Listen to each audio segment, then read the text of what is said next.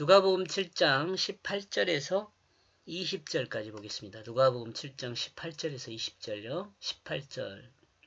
그리고 그들은 요한에게 말했다. 그 자신의 그 제자들이 이와 같은 모든 것에 대하여 그러므로 요한은 그 자신의 두 제자를 부르게 되었다.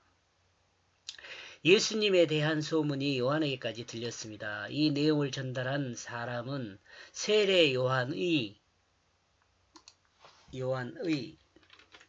제자들이었습니다. 세례 요한은 제자들이 알려준 내용만으로 자신이 알고 있는 그가 구세주인지 확인할 수 없었기 때문입니다. 그러므로 그는 예수에 대한 소식을 더 정확히 알기 위해서 두 제자를 선택하였습니다. 이는 하나님 말씀대로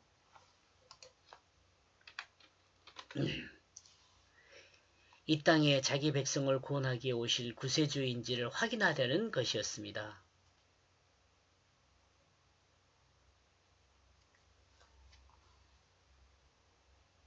19절. 그 주를 향하여 그는 보냈다. 그는 말하고 있다. 그 오실 이가 당신입니까? 우리가 또 다른 사람을 기다려야 합니까?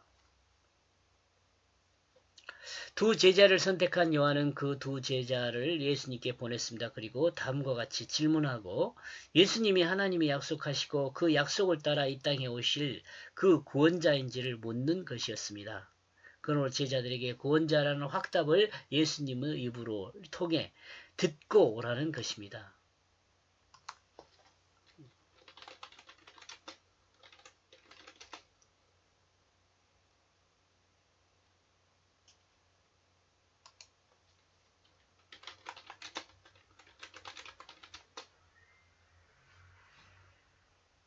그러죠. 그러므로 요한은 그 제자들에게 예수 그리스도가 구원자라는 확답을 예수님의 입을 통해 듣고 오라고 말하는 거죠.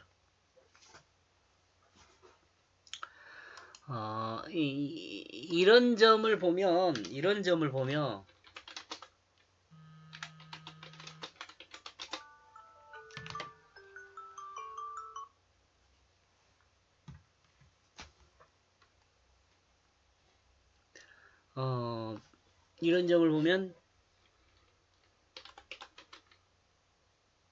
요한의 부족한 부분을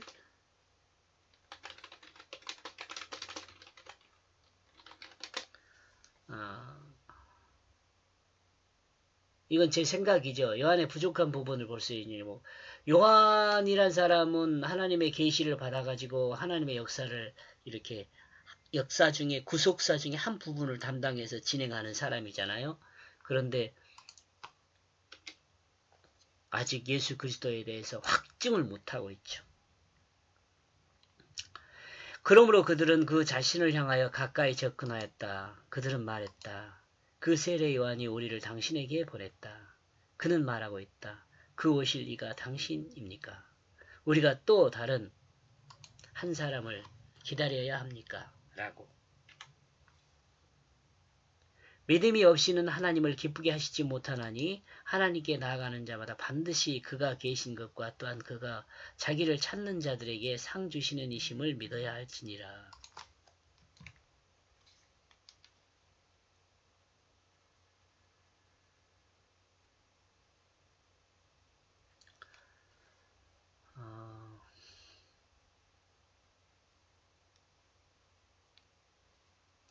하나님을 기쁘게 하는 도구는 하나님 말씀을 믿는 것입니다. 그죠?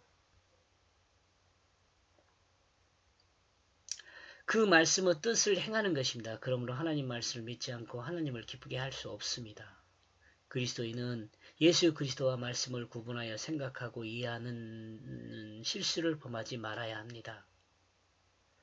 예수 그리스도와 말씀을 구분하면 안 돼요. 예수 그리스도가 말씀이고 말씀이 예수 그리스도예요. 예수 그리스도는 하나님 말씀이요. 하나님 말씀은 예수 그리스도입니다. 동일한 말. 예수 그리스도는 세례 요한의 물세례를 받았습니다. 이 물세례는 회개의 세례입니다. 자신의 실제를 하나님 앞에 고백하는 것입니다. 이러므로 자신이 하나님 나라를 반역한 죽음에 해당하는 죄인임을 고백하는 의식입니다. 이러므로 예수님이 세례 요한에게 받은 그 물세례는 인간과 같이 자신의 죄를 고백함이 아니라 인간과 같이 자신의 죄를 고백함이 아니라 이거 좀 더 수정해야 하네. 인간과 같이 자신에게 있는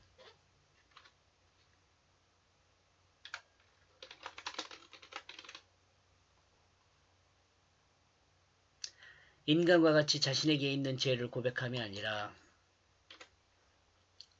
자신이 하나님 아들임을 드러내는 것이라고 생각해 볼 수 있습니다.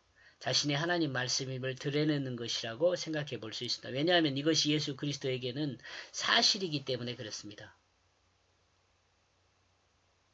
이것 좀 이해의 도약이 필요할 것 같기도 하죠.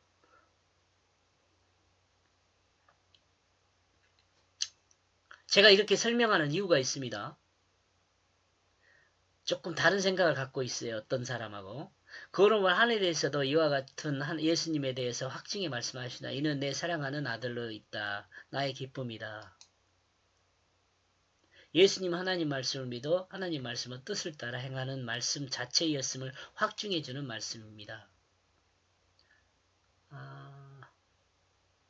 여기서는 그 내용이 언급을 안 했군요. 세례 요한은 자신이 행한 하나님의 뜻을 두 눈으로 보았습니다. 그런데 두 눈으로 보았음에도 아직 확신하지 못하고 있습니다. 아마도 십자가의 부활의 역사를 알지 못했기 때문일 수 있습니다. 성경이 이 내용을 기록하고 있음은 믿음의 완성이 예수 그리스도의 십자가와 부활을 믿는 것에 있음을 현재의 하나님 백성에게 알리려는 의도가 있다는 것으로 생각해 볼 수 있습니다. 제가 지금 이 부분요, 이 부분, 예수님이 세례를 받는 부분에 대해서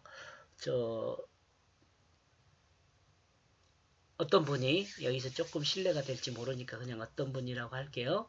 어떤 분이 뭐라고 이야기하냐면은 인간의 죄를 전가받는 부분이다 그렇게 이야기를 해요. 근데 저는 그렇게 생각하지 않거든요. 지금 여기서 기록하고 있는 대로 저는 생각을 합니다. 죄를 전가받는 것이 아니라 하나님의 아들임을 드러내는 것이다 라고 저는 인정을 하는 거죠. 이해하는 거죠. 조금 논쟁의 여지가 있으니까 제 생각이 100% 맞다라고 말은 하지 않습니다. 왜 그렇게 생각하냐 하면 이 세례를 받고 물에서 올라오실 때 하늘에서 나는 음성이 하늘에서 말씀이 뭐라고 하냐면 이는 내 사랑하는 아들로 있다. 나의 기쁨이다. 이렇게 이야기하거든요. 죄를 전가받은 그에게 그렇게 이야기하지는 않을 거 아니에요.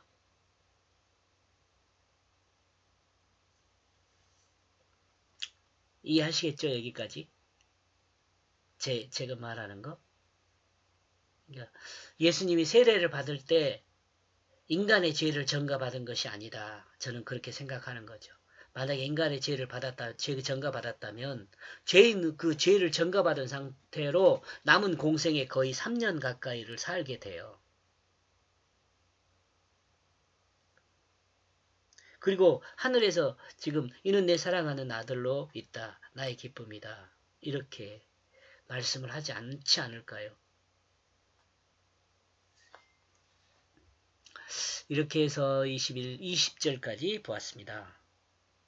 고맙습니다.